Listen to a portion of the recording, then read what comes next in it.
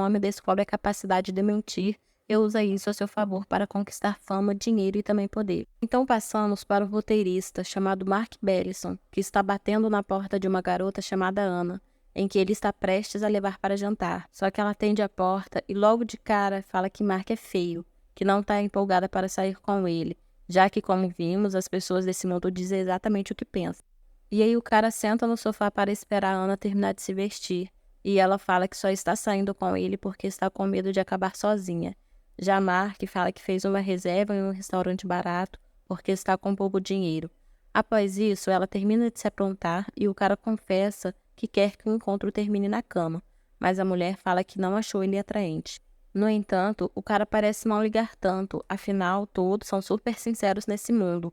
Em seguida, eles chegam no restaurante e a atendente diz que se sente inferiorizada porque Ana é bem mais bonita do que ela. Sendo assim, os dois sentam na mesa e o garçom chega para atendê-los e conta que tem vergonha de trabalhar naquele lugar e que Ana é bonita demais para estar com alguém como Mark. E após o garçom sair, os dois finalmente ficam a sós e ele pergunta sobre a vida dela. Com isso, ela conta que é uma executiva e que vive em um apartamento de luxo e compra roupas caras porque ganha um ótimo salário. E aí a mãe dela liga para saber como está indo o encontro dela. E ela descreve Mark bem na frente dele, como sendo um homem gordinho com cara de sapo. Mais tarde, o encontro chega ao fim, e o cara leva a Ana até o prédio dela. Então ela confessa que se divertiu mais do que esperava, e dá um beijo de despedida na bochecha dele. Já de noite, Mark se deita para assistir televisão antes de dormir, e aparece um comercial super sincero da Coca-Cola, em que o apresentador fala que refrigerantes podem causar a obesidade. No dia seguinte, o cara chega na empresa em que trabalha, que basicamente escreve roteiros para criar documentários sobre eventos históricos. Só que esses documentários são bem entediantes, e eu acho que deu para perceber isso pela cara desse grupo de visitantes. E aí o cara que está liderando a visita diz que Mark é o pior roteirista da empresa, e que ele será demitido em breve. Em seguida, ele tem uma pequena conversa com uma secretária chamada Shelley, que conta que o chefe dele chegará em breve para demiti-lo. Então Mark pede para ela anotar os seus recados, mas Shelley diz que isso seria uma perca de tempo, já que o cara será mandado embora em breve. Após isso, Mark está em sua sala e o chefe Anthony chega lá e explica que os dois últimos roteiros que ele escreveu são deprimentes e que quase não geraram audiência. Sendo assim, Anthony finalmente demite Mark. E para piorar, o cara recebe um e-mail de Ana falando que não está mais interessada nele, porque ele ganha pouco e não é atraente. Dessa forma, o cara coloca suas coisas em uma caixa de papelão e se prepara para ir embora. Contudo, Brad Kessler, que é um dos melhores roteiristas da empresa, aparece para humilhar Mark, dizendo que ele é um fracassado. No entanto, Brad admite que sempre se sentiu ameaçado pela presença dele, porque sabia que no fundo o cara tinha algo de especial. Mais tarde, Mark vai até um asilo e a recepcionista é super sincera, assim como todos desse mundo. E por isso pergunta se o cara veio abandonar uma pessoa idosa, mas ele explica que já fez isso e diz estar ali para visitar sua mãe Marta. Sendo assim, chegando no quarto de sua mãe, ele desabafa ao contar que perdeu seu emprego e que é um solteirão com 40 anos de idade. E por causa disso, Marta tenta consolar o seu filho e fala que ama ele e que as coisas poderiam estar bem piores. Já no dia seguinte, o senhorio do prédio bate na porta de Mark para cobrar o aluguel. Então Mark tenta explicar que perdeu seu emprego e que só tem R$ 300 na conta, sendo que o aluguel custa 800. Contudo, o senhorio não tem um pingo de empatia e fala que Mark tem um dia para retirar suas coisas do apartamento. Dessa forma, Mark vai até um banco para sacar todo o dinheiro que tem em sua conta para fazer a mudança. Porém, a atendente conta que o sistema do banco está fora do ar e pergunta quanta grana o cara tem em sua conta para realizar a operação. Mas Mark fica com vergonha de dizer a verdade, e algo dentro do cérebro dele desperta. Com isso, o cara aprende a mentir, e fala que tem R$ 800 em sua conta, o que é o exato mesmo valor do aluguel. E aí, no mesmo instante, o sistema volta a funcionar, e a atendente percebe que o Mark só tem 300 em sua conta.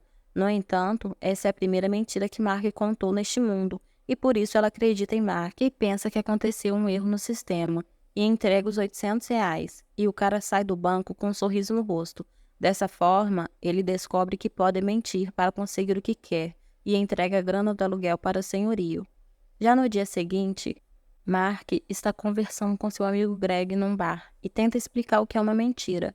No entanto, ele não consegue descrever em palavras, porque algo assim não existia no mundo deles até então. Sendo assim, Mark tenta dar um exemplo prático e mente para o atendente do bar que seu nome é Doug. Só que tanto o atendente quanto seu amigo Greg, que já lhe conhece, acreditam. E nisso o cara fica frustrado por não conseguir explicar para ele o que é uma mentira. E aí Mark decide apelar dizendo que tem a pele escura, que é um pirata e também um domador de leões. Mas surpreendentemente, Greg e o atendente acreditam em tudo, como se fosse a verdade. Portanto, Mark desiste de tentar ensiná-los o que é uma mentira e pergunta o que eles fariam se tivesse o poder de fazer qualquer coisa do mundo. Com isso, os dois respondem que pegariam várias mulheres e Mark tem a ideia de fazer o mesmo usando a mentira. Dessa forma, Mark sai do bar e se depara com uma moça bem atraente, mas logo de cara ela dá um fora nele e diz que nunca ficaria com alguém como ele. Só que Mark é esperto e mente que o mundo irá acabar em alguns minutos se os dois não derem uma relaxada. Então a mulher se vira com o rosto assustado e pergunta se dá tempo deles irem a um motel, ou se os dois podem fazer no meio da rua mesmo. E aí Mark leva a moça para um motel barato e ela começa a tirar roupa desesperadamente, porque pensa que o mundo irá acabar. No entanto, o cara pergunta o nome dela e diz que seria melhor se os dois conversassem um pouco, para se conhecerem melhor antes de irem para a cama juntos. Porém, a mulher insiste em que eles se deitem juntos logo, mas Mark se sente culpado e mente que recebeu uma ligação da NASA e informa que o mundo não será destruído. Com isso, a moça comemora de felicidade e Mark deixa ela sozinha no quarto do motel. Após isso, o cara volta para o bar e pede para o seu amigo Greg levá-lo de carro até um cassino. Só que Greg está bêbado e por isso eles são parados por um policial que fez o teste de bafômetro no bebum e percebe que ele encheu a cara. Sendo assim, o policial arranca Greg do carro e se prepara para algemar. Contudo, Mark mente, dizendo que seu amigo não bebeu sequer uma única gota de álcool. E o policial acredita na mentira e libera os dois. Então Mark assume o controle do volante para evitar mais problemas e, eventualmente, eles chegam no cassino. E aí a balconista avisa que tem uma grande chance deles perderem todo o dinheiro no cassino. Mas o cara tem a mentira do seu lado e por isso ele compra algumas fichas sem nem se preocupar. Em seguida, Mark aposta todas as fichas no número 28, no jogo da roleta, só que a bolinha acaba caindo no número 35. Mas Mark aponta para uma direção dizendo que viu algo inusitado e todos olham para lá. Dessa forma, ele move as fichas para o número 35, para a mentira que ganhou a rodada. Já no próximo golpe, ele chama o gerente do cassino e mente que ganhou o prêmio máximo no caça-níquel e que a máquina deu defeito bem na hora e não entregou o dinheiro. Sendo assim, o gerente acredita na mentira e Mark enche os bolsos e receber um prêmio máximo. Por isso, o cara retorna para o prédio em que mora e tem uma rápida conversa com seu vizinho Frank, que confessa que tentou se finalizar na noite anterior. Então Mark convence o cara a não fazer isso novamente, dizendo que ele irá conhecer uma garota legal em breve, que irá fazê-lo feliz. Com isso, Frank fica bem e Mark percebe que a mentira também pode ser usada para o bem. E por isso, ele leva um sem-teto para o banco para fazê-lo conseguir dinheiro de graça. Em seguida, o cara sussurra algumas palavras nos ouvidos de um casal que está brigando e no mesmo instante eles fazem as pazes e se abraçam. Depois disso, ele visitou um asilo em que sua mãe mora e contou várias mentiras para os velhinhos que estão deprimidos se sentirem felizes. Já de noite, Mark volta para o seu apartamento e liga para a Ana para chamá-la para sair.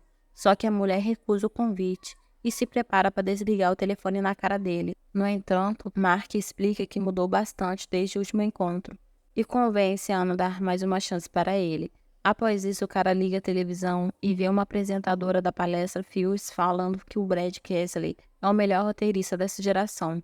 Com isso, ele pega uma caneta e papel e começa a forjar um documento do século XIV para tentar enganar o pessoal da palestra Filmes. Ele até mesmo molha os papéis com café para parecer que eles são velhos. Já no dia seguinte, o cara volta para o escritório da empresa para mostrar o documento forjado para o antigo chefe Anthony. E aí ele começa a ler os papéis e mente que tudo que está nele realmente aconteceu no século XIV e que achou esses documentos em um baú que estava enterrado no deserto.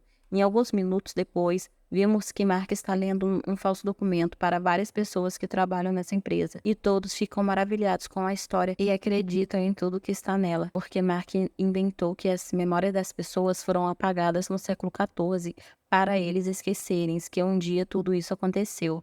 Dessa forma, Mark é aplaudido e Anthony dá permissão para ele criar um roteiro de um documentário dessa história. Passando para a noite, Mark leva Ana para jantar em um bom restaurante e os dois começam a conversar, e ele conta que seu pai entrou na vida do crime depois de ficar viciada em álcool. Então Ana pergunta sobre a mãe dele, e ele conta que ela vive em um asilo, mas pretende comprar uma casa só para sua mãe, para tirar daquele lugar. Só que inesperadamente Mark recebe uma ligação do hospital informando que a mãe dele sofreu um infarto. Sendo assim, o cara corre para lá e o médico explica de maneira bem grosseira que provavelmente a mãe dele morrerá hoje, e em seguida os dois ficam a sós no quarto, e Marta começa a chorar e diz que tem medo de morrer, porque para ela não existe vida após morte. Aí o quadro de Marta piora, e as enfermeiras contam que os batimentos dela estão diminuindo. Dessa forma, Mark usa sua capacidade de contar mentiras para convencer sua mãe de que o pós-morte é um local legal, e que lá ela voltará a ser jovem, e que poderá visitar seus lugares favoritos e também os seus entes queridos que se foram. Portanto, Marta morre com um sorriso no rosto e Mark fica arrasado. Porém, o médico e as enfermeiras ouviram tudo e ficaram impressionados com o relato mentiroso de Mark sobre a vida pós-morte.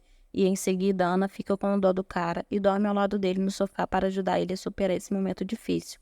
Já no dia seguinte, Mark está voltando para o seu apartamento e fica surpreso ao ver que tem dezenas de repórteres e pessoas na frente do seu prédio. E aí ele desce do carro e todos eles cercam e fazem perguntas sobre como é a vida após morte. Dessa forma, ele fica extremamente famoso e aparece em vários canais de TV, virando uma espécie de líder religioso. E as pessoas até mesmo acampam em frente ao seu prédio em que ele mora. No entanto, Mark detesta isso e até pensa em se mudar para um local mais isolado. Porém, Ana conversa com ele e convence ele a lidar com essa situação de outra forma. Portanto, o cara passa a noite inteira escrevendo e cria alguns mandamentos em uma caixa de pizza para responder às perguntas que as pessoas têm sobre a vida após morte, para explicar o que as pessoas da época não poderiam fazer. Em seguida, Mark fica frente a frente com uma multidão de pessoas e lê o que tem na caixa de pizza, sendo que ele até mesmo mentiu que no céu tem uma mansão luxuosa esperando por cada um deles. Só que além disso, Mark explica que Deus é o responsável por todas as coisas que acontecem no mundo e tenta convencer as pessoas a fazerem o que é certo. E por isso, ele diz que somente aqueles que não cometerem mais do que 3 crimes vão para o céu. Com isso, a apresentação de Mark termina e vemos que ele está sendo transmitida para o mundo inteiro. Alguns meses depois, Mark finalmente termina o roteiro daquele documentário bizarro, e quando é lançado no cinema, ele faz um enorme sucesso, quebrando recordes de bilheteria. Além do mais, o cara também compra uma casa luxuosa, e ele e Ana ficam mais próximos, mas ainda assim continuam sendo só amigos. Em um dia, Mark está junto com Ana no parque e tenta ensiná-la a não ficar julgando as pessoas pela aparência. E aí o cara pergunta o que Ana acha dele, e ela responde que Mark é a pessoa mais gentil e interessante que ela já conheceu. Com isso, rola um clima, e os dois quase se beijam. Mas Ana muda de ideia e diz que não pode ficar com Mark, porque os filhos dos dois iriam nascer gordinhos e com nariz de batata, por causa da genética dele. Então o cara pensa em mentir, que os filhos dos dois vão ser magros e com nariz normal. Mas ele não faz isso porque ele ama ela e não quer enganá-la.